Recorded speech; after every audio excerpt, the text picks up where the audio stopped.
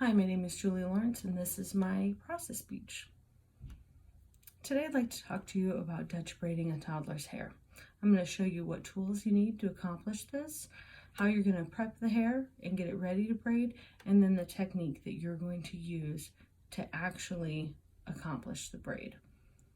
Don't forget that this whole process can be frustrating and terrifying.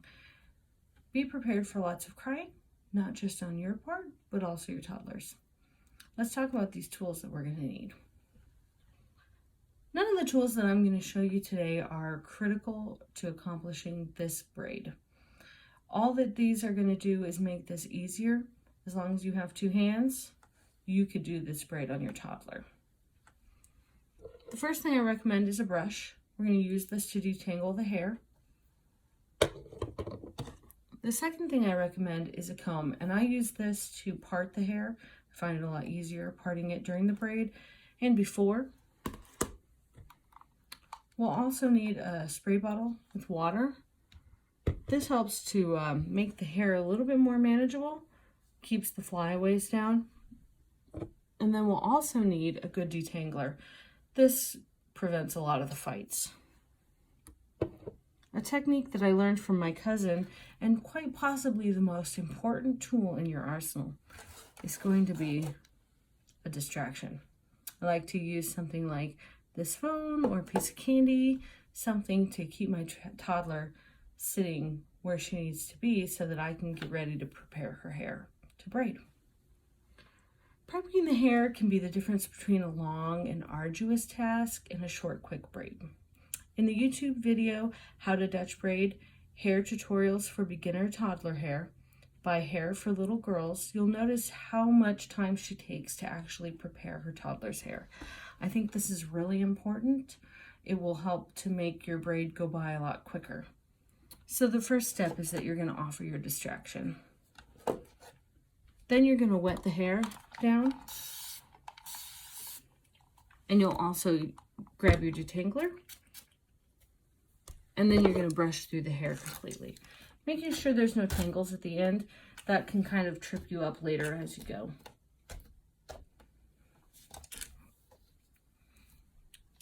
Finally, after it's all detangled, you're going to want to part it. Mine's already parted down the middle here, ready for another Dutch braid. Let me show you exactly how I get that done.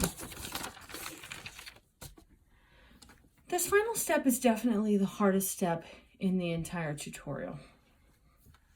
We're going to take the hair and you're going to first want to find your beginning spot. I like to start in a little triangle. This makes it easy to accomplish an even braid through both sides. And your first step is going to be to part it into 3 separate sections.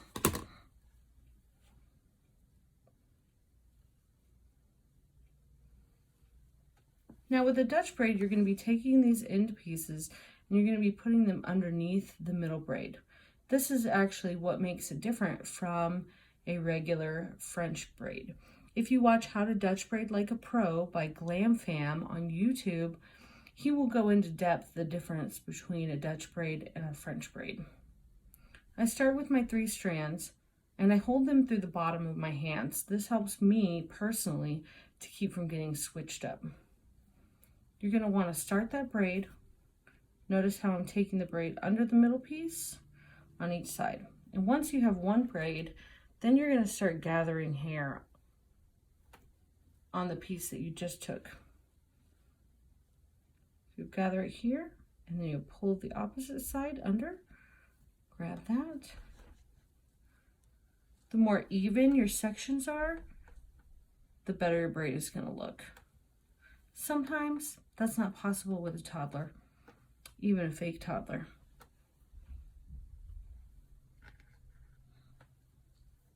So I'm just going to continue to gather the hair in sections.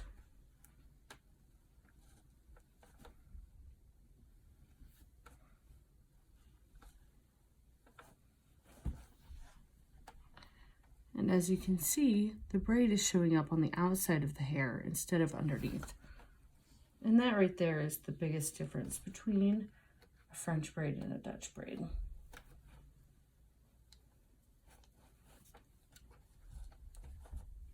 Hurry this up here. I actually prefer to get down. My daughter doesn't sit high enough, and so I actually get down on my knees so that I can make the braid tight enough without pulling on her head. Keep the braid nice and tight up against the scalp. This is actually where you'll hear the most arguments.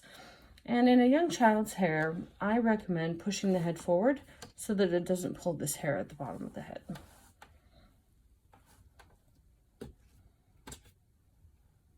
Once you've gathered all that hair, you're just going to continue in that same braiding pattern until you've got it down to where you want it.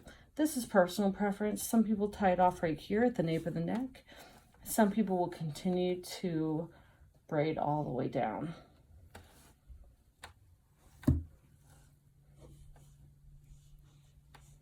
Detangling the hair as you go is important as well.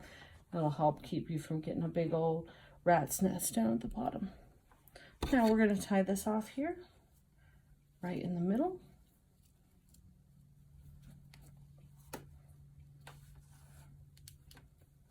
And now that it's tied off, you can revel in all your awesomeness. Today I showed you how to Dutch braid and the process that it's going to take to get you to this final step. I showed you the tools that you'll need, how to prepare the hair, and the technique used to accomplish a Dutch braid. Now you have everything you need to Dutch braid your toddler's hair, except for a toddler. Thank you for watching. I appreciate it. Bye.